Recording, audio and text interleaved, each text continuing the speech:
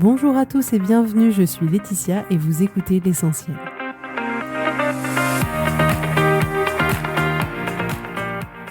L'Essentiel est le podcast de coaching où je partage avec vous les outils et les techniques pour vous permettre d'avancer et d'avoir la vie que vous voulez. Je souhaite vraiment que ce podcast vous inspire et surtout vous encourage à passer à l'action. Vous pourrez retrouver toutes les notes de l'épisode sur www.laetitiamonaca.com. Pour ne rien louper, abonnez-vous au podcast sur la plateforme d'écoute que vous utilisez pour être tenu informé des nouveaux épisodes.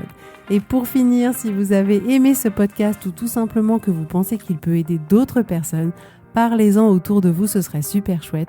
Et laissez-moi 5 étoiles et un petit mot sympa, ça m'aidera énormément à le faire découvrir et ça fait toujours plaisir. Voilà, je vous souhaite à tous une bonne écoute.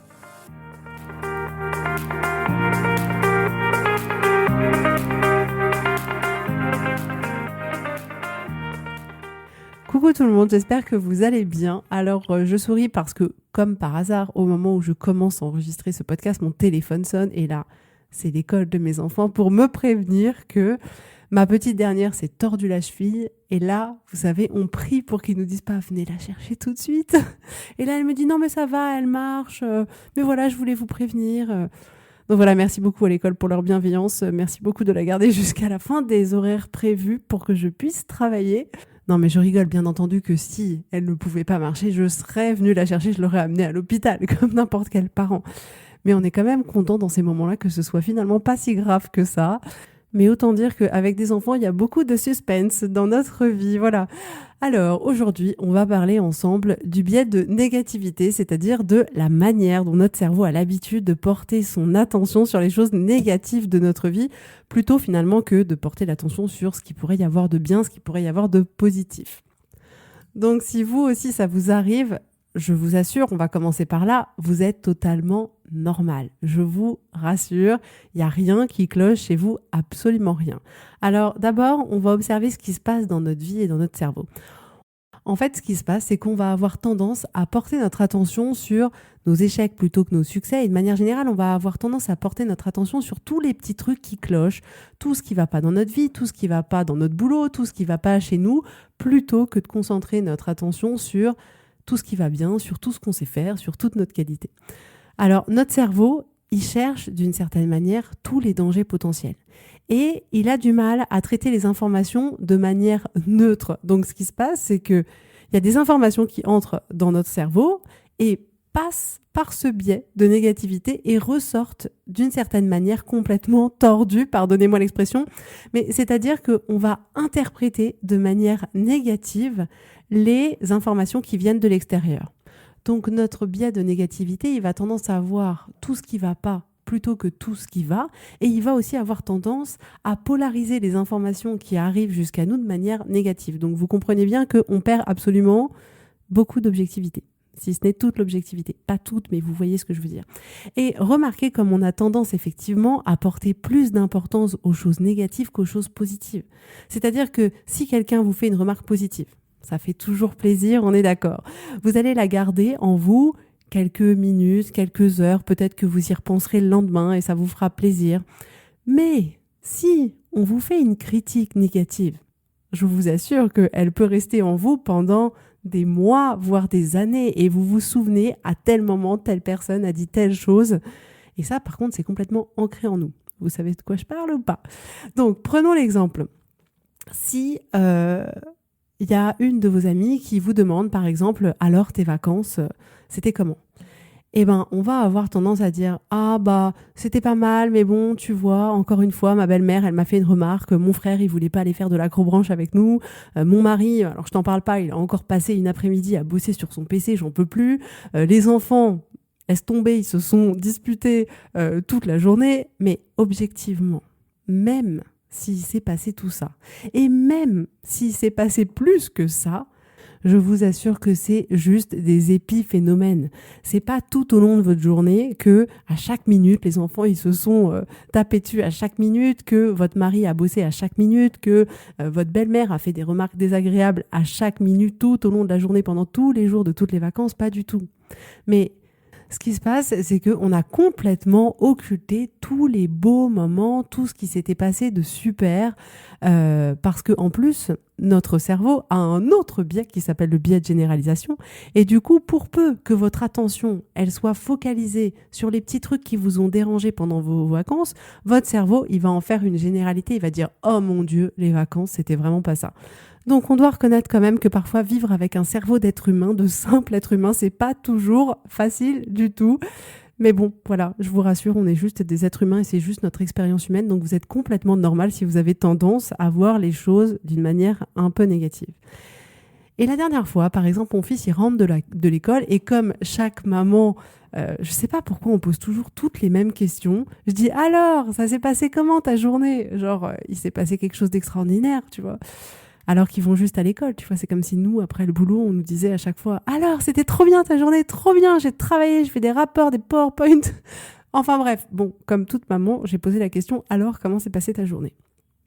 Et là, mon fils, il me dit « C'était horrible, j'ai pris un coup dans le tibia, j'ai pris un coup dans la tête, j'ai perdu 4 billes, je suis tombée, je me suis fait mal au genou. » Bon, alors avant de commencer à faire un peu ma coach, je lui ai quand même dit « Non mais comment ça se fait que tu as pris un coup dans le tibia et comment ça se fait que tu as eu un coup à la tête ?» Je me suis dit quand même, il n'y a pas quelqu'un qui ferait du mal à mon fils à l'école. Puis là, autant vous dire que maman ours que je suis, je ne serais pas restée dans l'inaction. Mais bon, non, mes enfants ont également, pour certains d'entre eux, un petit gène Pierre Richard, donc il leur arrive beaucoup de choses sans l'aide de personne. S'il vous plaît, envoyez-moi un message pour me dire aussi que vos enfants, ils sont un peu étranges quand même parfois. Enfin bon, bref. Et du coup, donc une fois que j'avais écarté toute probabilité de maltraitance à l'école, je lui dis, je commence à le questionner un peu et son ressenti, c'est que vraiment, sa journée, elle avait été horrible. Et donc là, je me suis dit, tiens, c'est intéressant, on va voir où est-ce qu'on peut aller tous les deux. Et je me suis dit, voilà, peut-être qu'il est intéressant de lui proposer autre chose et de voir comment il réagit à ce que je lui propose. Et donc là, je lui explique que parfois, on vit quelque chose qu'on n'a pas apprécié du tout dans notre journée et on a tendance du coup à dire que toute la journée, elle était vraiment pas bien alors que finalement, c'était un tout petit moment dans notre journée. Donc là, je le questionne et je lui dis, voilà, malgré ces petits événements qu'il y a eu, est-ce que tu as eu des bons moments dans la journée ? Est-ce que tu as peut-être eu une bonne note à une interrogation à l'école ? Est-ce que tu as passé un bon moment à la cantine ? Est-ce que tu as joué avec des copains et tu as trouvé ça génial ? Est-ce que tu as appris des choses avec la maîtresse qui t'ont intéressé parce qu'il est très curieux ? Et là, il me trouve plein de choses géniales dans sa journée. Donc je me suis dit, c'est cool. Au moins, ça lui permettait consciemment de remettre du positif dans cette journée. Donc déjà, c'était un pas énorme. Et puis, il s'ensuit un moment de silence. Forcément, on était en voiture, après une journée d'école. Autant vous dire que j'ai des enfants à l'arrière qui sont à moitié endormis. Et donc, pendant un certain temps, je l'entends pas parler. Et là, il me dit, mais en fait, t'as raison, maman. J'ai passé une bonne journée, sauf le moment où je me suis pris un coup dans le tibia, un coup dans la tête et où j'ai perdu 4 billes. Mais il me dit, finalement, c'est vrai que c'était une belle journée. Et le but, c'était pas forcément de le faire changer d'avis, mais juste de lui apporter la possibilité de voir qu'il y avait une autre manière de voir les choses et de mettre finalement plus de vérité dans ce qu'il avait pu vivre dans sa journée et qu'effectivement, le négatif avait parfois tendance à prendre une place beaucoup plus importante que ce qu'il y avait pu y avoir de bien. Et c'est amusant de voir que quand on est arrivé à la maison et que son papa lui a dit « Alors, t'as passé une bonne journée ?» Du coup, c'est la deuxième version qu'il a dit à son papa en lui disant « Ah ouais, j'ai passé une super journée, sauf… » Et là, il a cité les moments qui avaient été plus compliqués pour lui, qui effectivement sont des moments pas agréables. Donc, notre cerveau a tendance à interpréter nos expériences au travers de ce biais négatif. Alors maintenant, on va voir pourquoi c'est important de porter son attention sur l'existence de ce biais négatif. La première chose, c'est que le fait d'avoir connaissance de ce biais négatif, ça va vous permettre de mieux arriver à comprendre ce qui se passe dans votre cerveau et pourquoi vous pouvez avoir tendance, comme n'importe quel être humain, à avoir tout un tas de pensées négatives qui arrivent souvent, voire très souvent. Et finalement, on se rend compte que c'est uniquement dû à la constitution même de notre cerveau qui cherche à tout prix à nous maintenir en vie et à écarter tous les dangers potentiels. Donc, l'existence de ce biais-là, ça nous permet de comprendre pourquoi on a l'impression de voir toujours ce qui va pas plutôt que de voir toujours ce qui va bien. C'est pas que vous avez un cerveau bizarre, c'est pas que vous êtes pas normal, c'est pas qu'il y a quelque chose qui cloche chez vous, c'est juste que vous êtes un être humain et c'est tout. Donc, connaître ce biais, c'est se rendre compte que c'est la manière dont notre cerveau fonctionne. Et c'est sa manière à lui de nous préserver. Parce que oui, notre cerveau, il fait pas ça consciemment d'une certaine manière pour nous nuire. Il fait juste ça pour nous éviter le danger. Sauf que parfois, il n'est pas très objectif. Et donc cette partie de notre cerveau qui nous fait voir les choses de manière négative, c'est une partie de notre cerveau qui n'a pas évolué depuis bien longtemps. Et du coup, on voit notre belle-mère, notre mari, notre boss comme des dangers potentiels. Attention, mettez-vous à l'abri. Parce que une remarque d'une certaine manière de leur part, on va dire « Ok, mais alors ma belle-mère elle m'a dit ça, mon mari il m'a dit ça, mon boss il m'a dit ça ». Notre cerveau, il va l'interpréter comme une possibilité de rejet. Et le rejet signifiait à l'époque où on pouvait avoir des dangers beaucoup plus facilement dans notre quotidien, le rejet du groupe signifiait un danger de mort. Et donc là, l'attaque surprise de notre belle-mère pendant nos vacances représente un danger potentiel énorme. Donc voilà, cette partie de notre cerveau n'a pas évolué avec la manière dont a évolué notre mode de vie. Et le mammouth qui pouvait être un danger pour nous à l'époque, et ben maintenant s'est transformé en notre belle-mère. Donc la deuxième chose, c'est qu'il est intéressant de s'intéresser à ce biais parce que ça peut nous permettre de remettre un équilibre dans notre vie, de remettre un équilibre entre le positif et le négatif. Et oui, parce que en ayant conscience de notre biais de négativité, on va pouvoir se rendre compte de la place qu'il prend dans nos vies et du coup, de toutes ces fois, finalement, où il intervient. Et à partir de ce moment-là, on va pouvoir choisir de prendre du temps à chercher ce qu'il y a de positif dans notre vie, dans nos expériences, de voir tout ce qu'il y a de beau, de concentrer notre attention sur autre chose que ce qui ne va pas. Et dans l'exemple que je vous citais tout à l'heure avec mon fils, c'est exactement ce que j'ai essayé de faire, à savoir de lui montrer qu'il était tout à fait normal, mais qu'il avait juste un cerveau d'être humain, et de l'aider finalement et de l'accompagner à essayer de voir ce qu'il y avait de positif, et à partir de ce moment-là, en faire une conclusion plus objective. Et il aurait pu rester sur sa conclusion de départ, qui était « ma journée, elle était horrible », ou finalement choisir une autre option. Donc la troisième chose, c'est qu'en prenant conscience de ça, on va pouvoir petit à petit commencer à choisir de garder ou non les pensées que notre cerveau il va nous apporter de manière automatique. C'est-à-dire qu'on va avoir une pensée négative qui arrive et déjà, elle va apparaître pour nous d'une manière complètement différente parce qu'on va pouvoir prendre de la distance par rapport à cette pensée et se dire « Ok, cerveau, je note, là tu es en train de voir tout de manière négative. Est-ce que j'ai envie de continuer de penser ça ou pas ?» C'est-à-dire qu'on ne pourra pas empêcher ces pensées d'arriver. On n'a pas ce pouvoir-là, pas encore, je ne sais pas comment faire en tout cas. Notre cerveau produit tout un tas de pensées automatiques tout au long de la journée auxquelles on n'a même pas conscience. Mais à partir du moment où on commence à avoir conscience de certaines pensées, à un moment donné, on se surprend à penser « Ah oui, tiens, je suis en train de penser ça », à ce moment-là, on a le pouvoir de garder ou de ne pas garder ces pensées-là. Vous pouvez complètement choisir ce que vous voulez de penser. Parce que toutes les pensées que vous avez sont absolument optionnelles. Vous n'êtes pas obligé de les croire. Vous n'êtes pas obligé de les garder. C'est uniquement à vous de choisir ce que vous voulez garder comme pensée.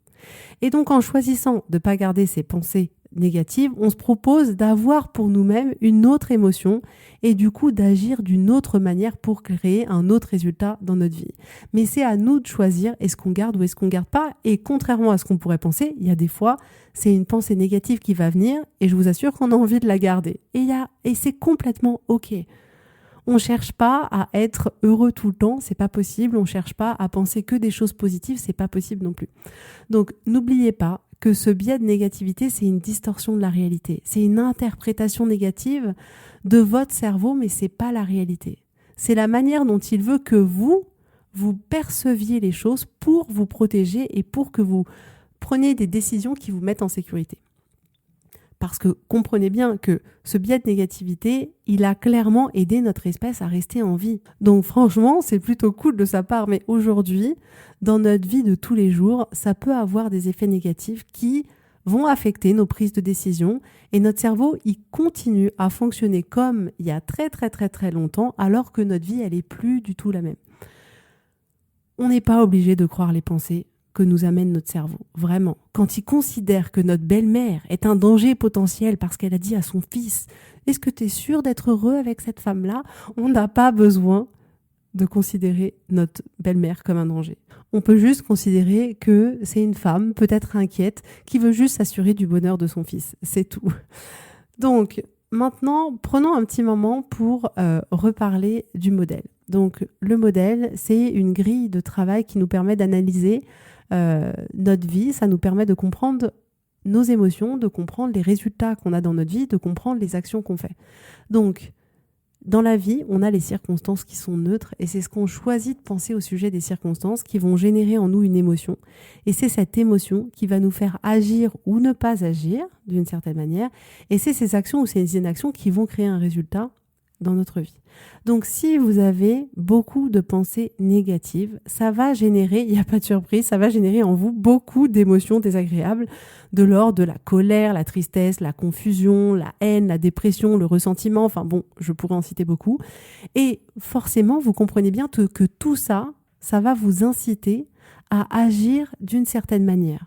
Ça va vous inciter à vous montrer d'une certaine manière. Et tout ça, ça va créer des résultats dans votre vie qui peuvent malheureusement ne pas être en accord avec ce que vous souhaitez et la personne que vous voulez être. Donc c'est pour ça que je vous parle de ça aujourd'hui, c'est-à-dire que oui, notre cerveau, il fonctionne comme ça, mais oui, vous avez la possibilité de garder ou pas les pensées négatives qui arrivent et vous avez du coup l'opportunité de vous sentir mieux si vous choisissez de penser autre chose.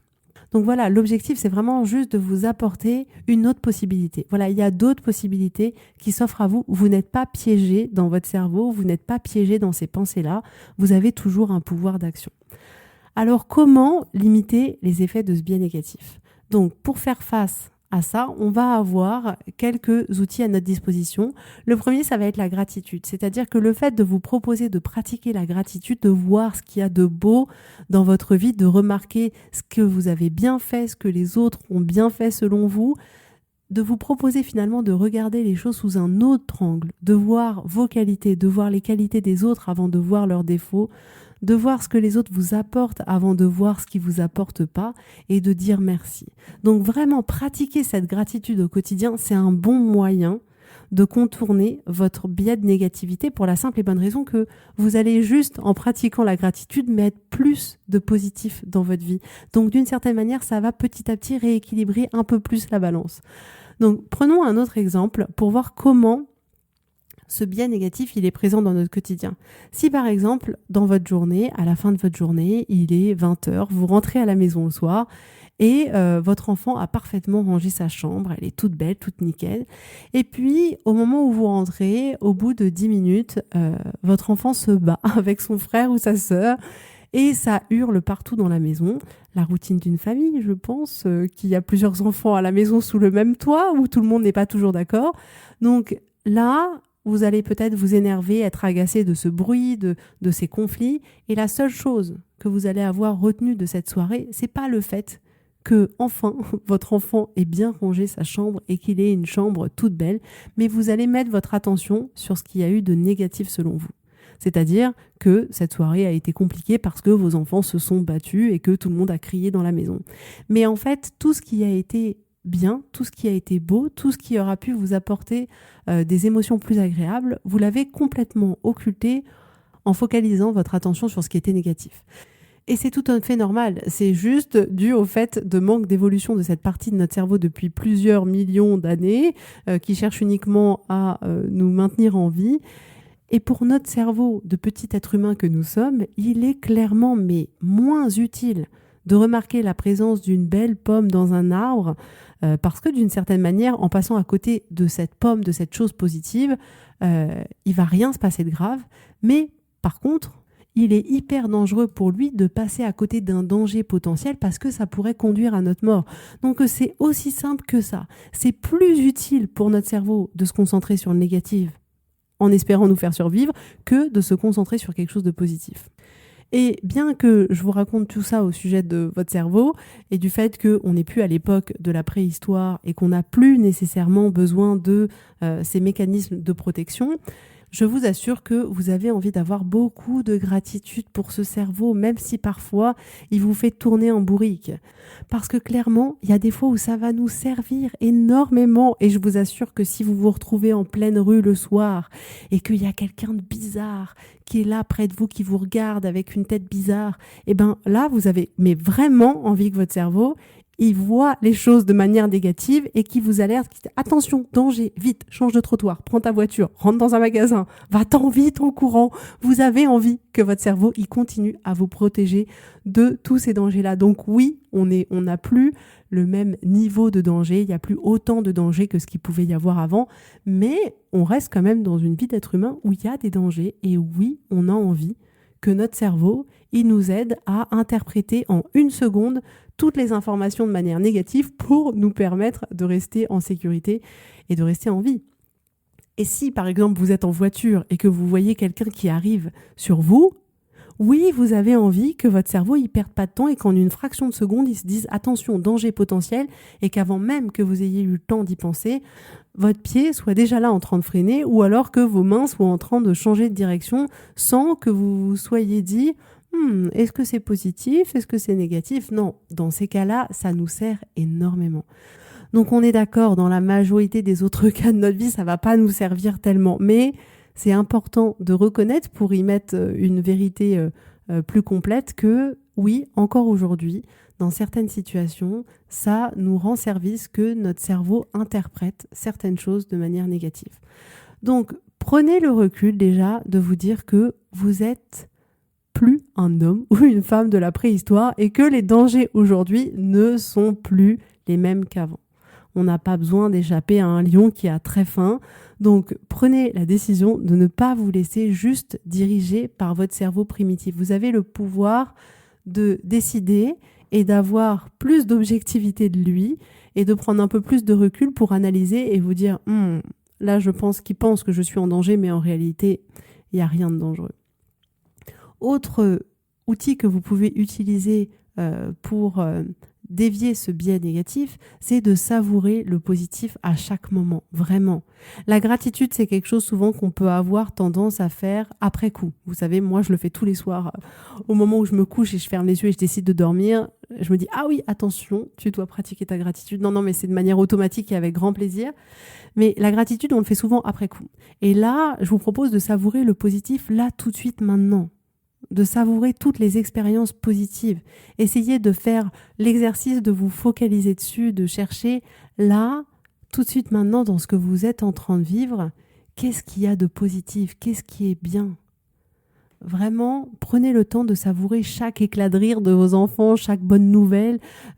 Appréciez le fait de voir le soleil dehors ou d'être au soleil dehors, d'être sur votre vélo et de sentir l'air sur vos joues, d'avoir juste le plaisir d'avoir quelqu'un dans vos bras, d'être allongé dans un lit et essayez à chaque moment de vous dire en fait, là j'avoue, c'est cool. Et c'est vraiment un exercice mental, c'est de la gymnastique de votre cerveau, de prendre le temps de savourer là, sur le moment, tout ce qu'il peut y avoir de positif. Et en fait, plus vous allez le faire, plus ça va être facile pour lui de le faire et plus il va le faire de manière automatique. Et du coup, la part de négativité va être de plus en plus petite.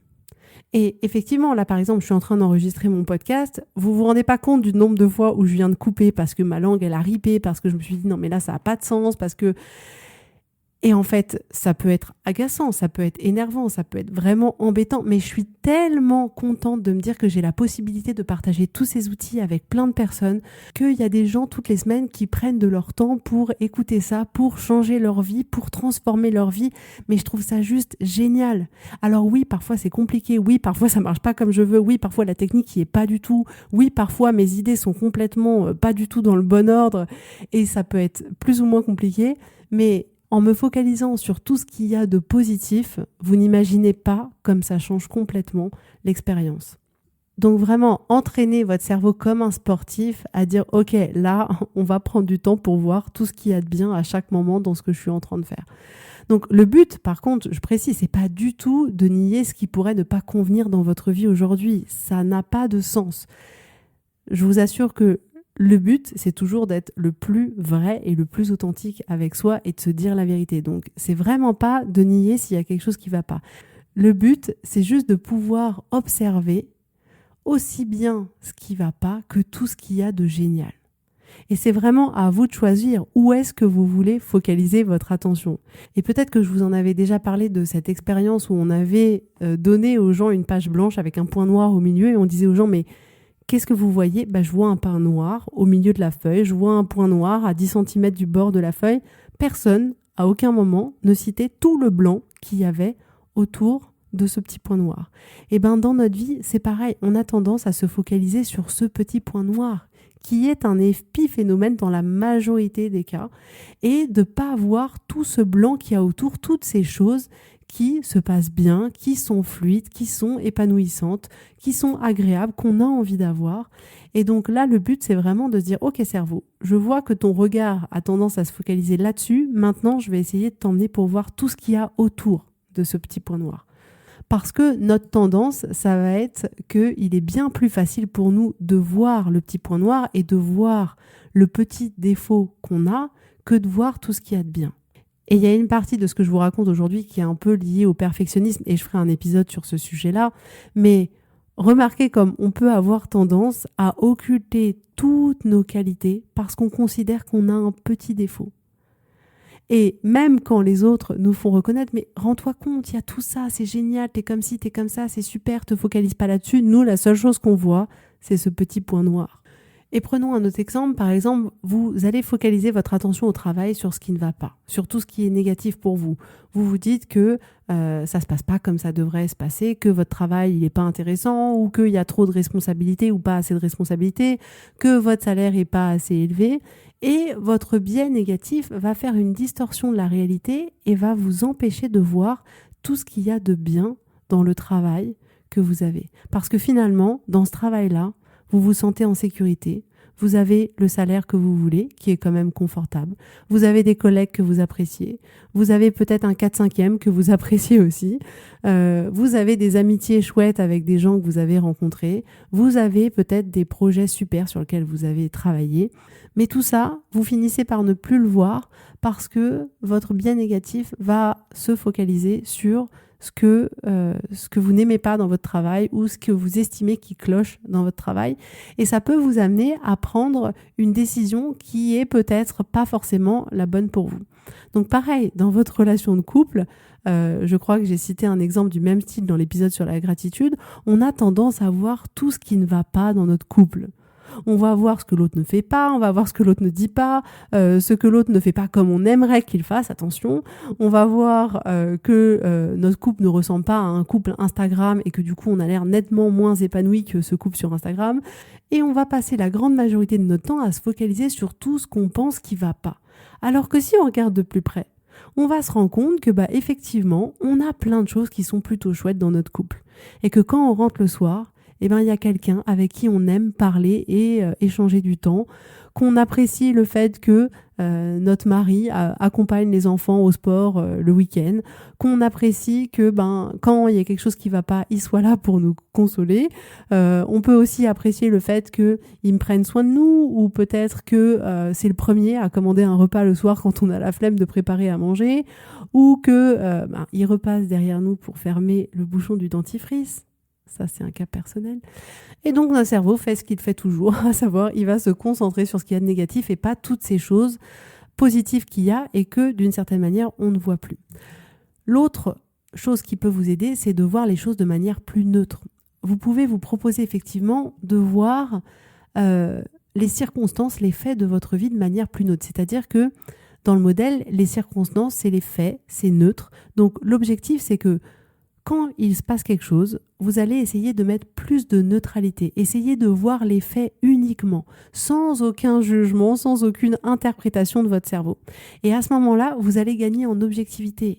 Et du coup, en ayant des circonstances plus neutres, vous allez forcément générer d'autres pensées pour vous. Donc par exemple, si vous rentrez agacé le soir du travail et vous vous dites non mais j'en ai marre, il y a du bordel partout, il y a plein de jouets partout, c'est pas possible, etc. Là, ça, c'est pas les circonstances, c'est pas les faits. Contrairement à ce que vous pourriez penser, c'est pas les faits. Ça, c'est une interprétation des faits. Les faits, c'est que vous êtes rentré à telle heure, par exemple, vous êtes rentré à 19h et il y a des jouets sur le sol de telle pièce. Qu'est-ce que vous voulez penser au sujet de ces circonstances-là ? Et attention, ça ne veut pas dire que vous voulez choisir de penser quelque chose du genre « il y a plein de trucs sur le sol, je me sens hyper bien, c'est super cool et me sentir heureux ». Non, pas du tout. Mais ce qui est certain, c'est que si votre pensée, c'est « il y a encore plein de bordel partout », vous allez vous sentir agacé. Et cette émotion-là, vous allez la sentir à l'intérieur de vous et elle va générer en vous des choses qui sont plutôt désagréables. Mais les objets que vous voyez par terre, en réalité, c'est que des morceaux de bois ou des morceaux de plastique ou des morceaux de métal ou de tissu qui sont sur le sol. Vous voyez que quand on essaye de retirer tout jugement aux circonstances, c'est juste des matériaux qui sont posés sur le sol. Donc voyez comme en essayant vraiment de prendre les circonstances juste comme des faits sans aucun jugement, notre perception des circonstances a complètement changé. C'est ni positif ni négatif, c'est une observation. Il y a juste des matériaux qui sont posés sur le sol. Et donc par rapport à ces circonstances qu'on a réussi à rendre plus neutres, peut-être que vous vous dites, ok, les circonstances c'est ça, et comment vous avez envie de vous sentir au sujet de ces circonstances-là. Au lieu d'essayer de trouver la pensée tout de suite, on va se dire qu'est-ce que j'ai envie de ressentir. Et peut-être que vous avez envie de vous dire, j'aimerais bien être sereine ou plus calme quand je rentre et que je vois tout ça par terre. Donc là, on peut se demander, ok, qu'est-ce que j'ai besoin de penser pour ressentir de la sérénité ou du calme quand je rentre chez moi et que je vois des objets sur le sol. Et là, peut-être que la pensée que vous allez trouver, c'est effectivement, je suis pas fan de voir tous ces objets par terre, mais au moins, ça veut dire que dans la maison, les enfants jouent, que c'est une maison pleine de vie, et je trouverai quand même un moyen demain de trouver une solution avec mes enfants pour qu'ils rangent les objets qui sont par terre. Et vous voyez la différence, c'est-à-dire que vous n'allez pas générer de la colère, de l'agacement, vous allez être serein et calme. Et objectivement, c'est tellement plus agréable à ressentir. Et du coup, en vous sentant serein, vous allez agir de quelle manière ? Vous n'allez pas crier sur eux, vous n'allez pas tourner en boucle dans votre tête, avoir du ressentiment ou ranger les jouets que vous n'avez pas du tout envie de ranger. Mais du coup, la sérénité fait que vous allez agir d'une manière complètement différente. Et peut-être que vous n'allez pas ranger les objets parce que vous allez dire c'est pas à moi de le faire. Et vous allez prendre le temps de vous poser, de dîner, d'aller vous coucher. Et le lendemain matin, vous allez mettre en place une solution avec vos enfants et vous allez finalement vous montrer comme la mère que vous avez envie d'être. Mais c'est tellement différent, on agit du coup de manière tellement différente. Et ça ne veut pas dire qu'on accepte le fait qu'il y ait toujours plein de trucs par terre, mais on se propose de voir la situation autrement et de la régler autrement.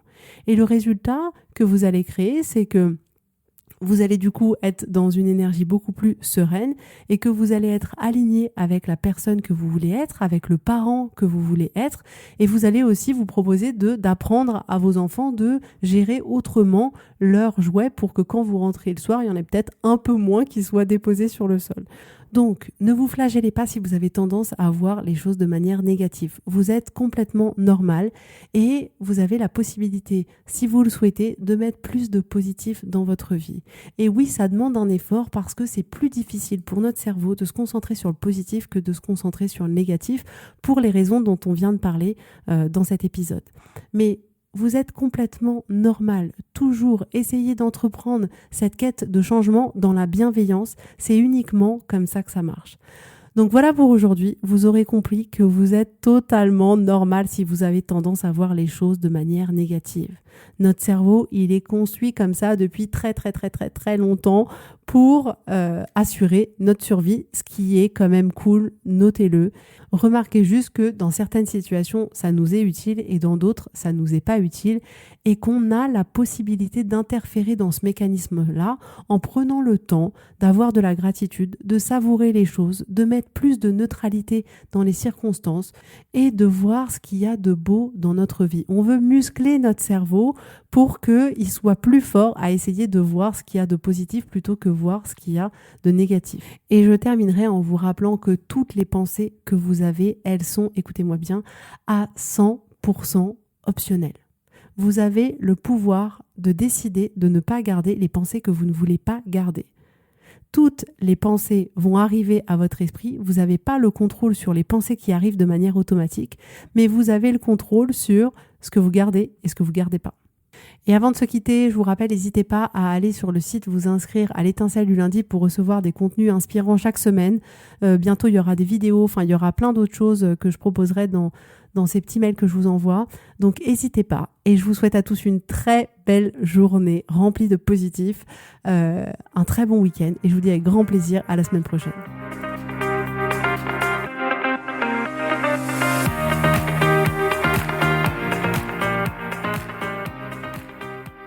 Si vous voulez mettre en application ces outils, sachez que j'accompagne des femmes qui souhaitent reprendre le contrôle de leur vie et enfin avoir des changements incroyables.